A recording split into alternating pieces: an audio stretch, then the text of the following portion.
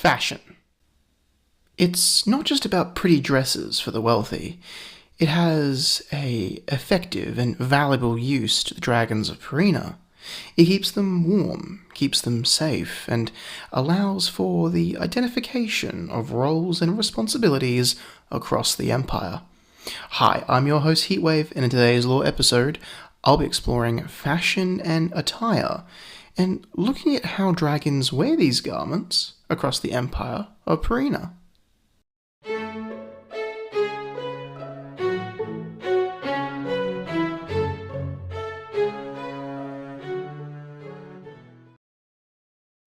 Do you have this in more of a summer color? I do have orange. No. Orange is so last summer. Welcome back to the Wings of Fire spin-off series Empire of Pareena. If you haven't done so already, please leave a like, and if you haven't done so already, please subscribe so you don't miss any episodes that I publish. Now, this episode is kind of a play on words because I'll be exploring not only fashion, but also what is fashionable among the dragons of Pareena. So why would dragons need to wear anything at all? They're dragons after all. They don't need to cover anything up. Their scales are tough and resilient. Well, fashion has a unique place in the Empire of Pareena. Its most common use is an easy way for dragons to identify themselves as a part of a group, organization, or responsibility. This is done by wearing some sort of garment that marks a dragon, like a bakama. But fashion has other uses, of course. In winter, it can help keep those winglets not accustomed to the cold and snow warm. It can keep those winglets not fond of water dry. It can protect dragons from harsh industrial hazards or the environment. It can help camouflage a dragon from view. It also shows that the dragons of Pareena are not some savage, barbaric creature. Fashion allows dragons to show off how regal, how cultured, and how elegant they are. And they are, of course, the most perfect creation. So why wouldn't they be perfect in appearance too? The history of fashion in the Empire can draw its origins back to before the War of Unification, but most winglets didn't bother wearing any garments. Ice Wings, Sea Wings, and Sky Wings didn't see any use, and Rain Wings were not interested in using their cotton. But of course the Mud Wings wore talon-crafted costumes for their traditional dancing, but these were made of animal leather and long reeds. The Sand Wings, though, did have access to large plantations of cotton, so they could make garments and clothing, but it was reserved for more important dragons of the tyrant's rule, like military officers. Of course, this didn't stop dragons from creating clothing themselves by stitching the resources together. After the War of Unification, garment creation and seaming was one of the first industries of the Empire. It boomed in production very quickly as the new empire needed not only bakamas, but also banners and flags. At the time, the process of producing cloth and clothing was very slow. First, of course, the cotton or other similar materials were needed to be grown and processed into yarn. This is done by a dragon using a threading hook. This simple wooden frame has a small hook at the top. The cotton or other material is pulled down from the hook, stretching it out into a thin strand of thread.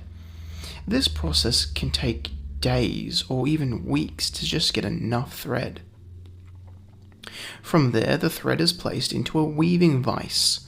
Each thread is individually put into place, a long and hard process to do. Once a net has been created out of weaving the thread together, it's then tightened, forcing the thread to contract and hold a weaved pattern. The new cloth panel is removed and ready to be made into clothing.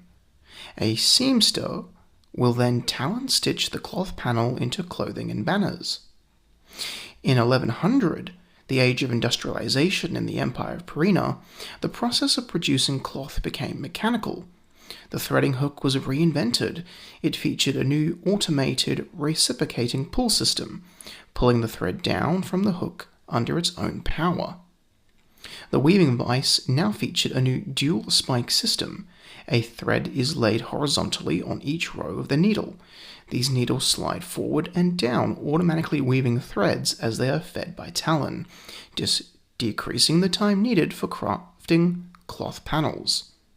Sewing now was mechanical as well, with a new needle reciprocator. A hand wheel allows the threading needle to be pushed down until it reciprocates back up under its own power, threading yarn into cloth and sewing it together. For dyes, well, that process didn't really change. Dyes come in a powder form and is created by smashing up bugs, flowers, rocks. Fabrics are then pressed into these dyes and are let to dry in the sun. A cloth panel needs at least 2 rounds of dyeing to finally and fully hold its color. But that's just the use in factories. Some dragons still use the old methods of independent craft for clothing and fashion for other dragons. This is still used by many small businesses in the major cities that independently produce their own clothing. All issued government cloth, flags, attire, and bakama, though, are produced by a company, the Gilded Thread and Apparel Company. This company is located in the first city, and they take on most contracts that the government issues for the creation of clothing, from everything from the Imperator's attire to the Imperial Army bakama. So, now that we know how clothing is made, what do dragons actually wear? Or better yet, how do they wear them? Well, the most ubiquitous clothing item across all of Pareena is, of course, the bakama. The bakama is almost as old as the Empire itself. It's simply a large sheet of cloth shaped into a Y. It's hooked around the neck by a rope or sometimes buttoned to a different garment. It rests along the back between the wings before dropping down just behind the hind legs and around the tail. It can also be worn over the hind legs or tucked behind them. The bakama is incredibly simple to mass produce, why it's so popular, of course, and can be used by literally any dragon for any reason. The most common style used is the Imperial Blue bakama with a gold trim. Then, for government jobs, a patch is woven into the bakama to denote a dragon being a part of a specific organization within the sphere of the imperial government or military. The bottom of the bakama typically has a set of gold rings tied to it, which help weigh down the bakama, which allows a dragon to fly without the bakama becoming tangled. But the bakama has many other uses. It's traditionally been used in weddings, a part of the male dragon's attire for such occasions. It can be made into a quilted or patted format for winter, or be made fire-resistant for hazardous work conditions in manufacturing. The bakama can basically be used for just about anything. But from the bakama came the gown, or dress. This is crafted in the same manner as the bakama, but is far longer or larger to allow the garment to cover more of the dragon's hips and legs. The dress can be crafted in different sizes, colors, and designs, featuring a bottom frill, gilded borders, gems, gold netting fabrics, and patches or embroidery. The dress is the epitome of all fashion across Pareena, but it's only really worn by dragons living in the major cities like the First City, Shady Sands, and California. In summer regions, or areas that are rough for long garments, like the Tail Islands or the wet spring rainforests, the dress is shortened into a skirt. This skirt sits just around the hips, but serves the same purpose. In the Tail Islands, These skirts are sometimes made of palm leaves as a traditional sea-wing dress.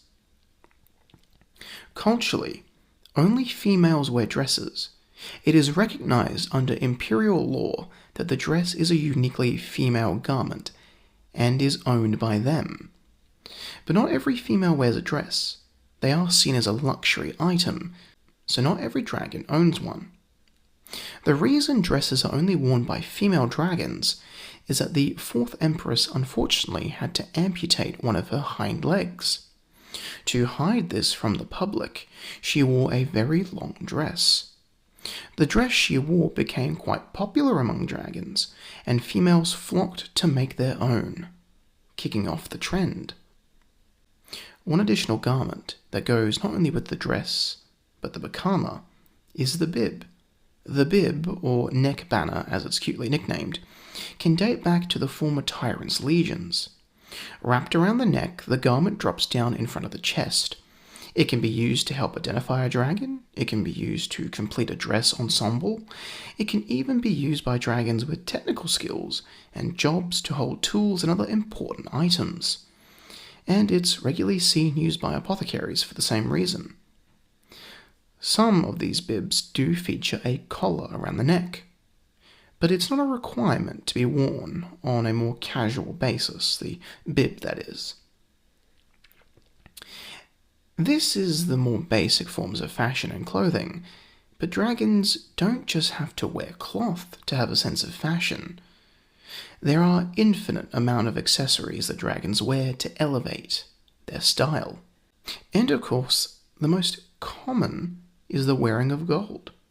Dragons love gold, and the dragons of Pareena tend to wear their gold as a sign of wealth.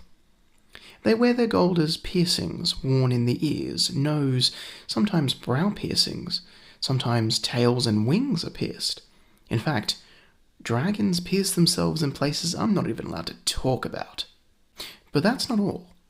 Rings are very popular as well. They are worn over talons, bands around tails, bands around horns. Gold can be fashioned into talismans or necklaces, along with wooden carvings or other metals like silver or even pearls. It's these carvings and talismans that allow dragons to show some cultural identity.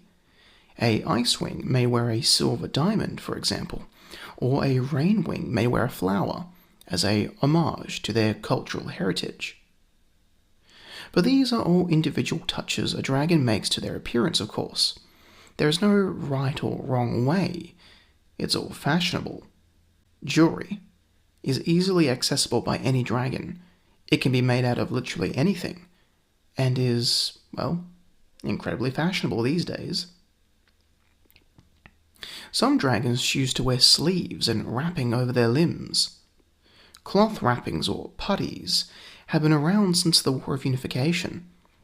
The long strip of cotton is wrapped around the limbs and the talon palm to then be tied off at the top. It is designed to help protect the limbs from damage when doing manual labor like farming, but it also helps if a dragon finds themselves landing fast on rough surfaces, or finds themselves marching long distances. You can imagine that dragons of the working class and soldiers would wear putties. For a more fashionable version among dragons, there of course is the sleeve. These are long tubes of cloth that slip over the limbs. They can be gilded and decorated to match any outfit. They can come in a variety of colours and patterns as well, along with length. But this isn't the end of accessories that a dragon can wear. Some choose to carry bags or pouches to store things on the go, a practical and logical decision that almost all dragons know. Animal fur is also a popular accessory, but it's expensive. Hunters find it more profitable to sell their furs in bulk to clothing makers for winter garments rather than selling them to individuals. Plus, it's not hard to just go hunt it yourself. Other minor accessories include simple strips of cloth that can be hung over the shoulders or run down the chest. Now, there is seasonal fashion for summer and winter seasons. In summer, most dragons don't actually wear anything, save for a few garments made of a thinner material, a lot of winglets are already accustomed to the hotter temperatures. So, other than the standard set of fashion available for summer, some dragons will wear a wide summer hat made of simple straw or fabric. Its wide brim provides much needed shade in hotter temperatures, and it's stylish to wear. Some females choose to wear summer dresses. This is a simple skirt with a transparent material sewn to the bottom. But for winter, well, not every winglet is accepting of the cold weather, and in some parts accepting of snow. Traditionally, animal fur was used during winter, and was simply laid on a dragon or attached to the tops and bottoms of garments already in use. Scarves are also frequently worn though.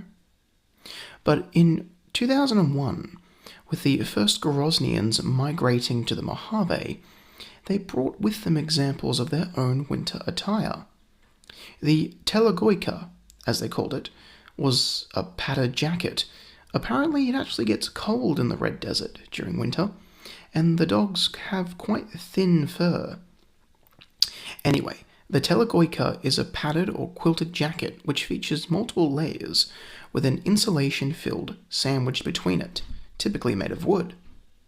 The dragons copied the design, and by 2009, quilted garments became available to dragons. They still feature fur trims, but are significantly warmer to wear. They were even adopted for the winter uniform of the Imperial Army, who are, yes, issued a winter uniform during the colder seasons of Pareena. Sometimes when it rains, a dragon will opt to wear a rain cape. Not every dragon minds getting wet, but sometimes a dragon may be carrying items that need to stay dry, like paper, scrolls, or letters.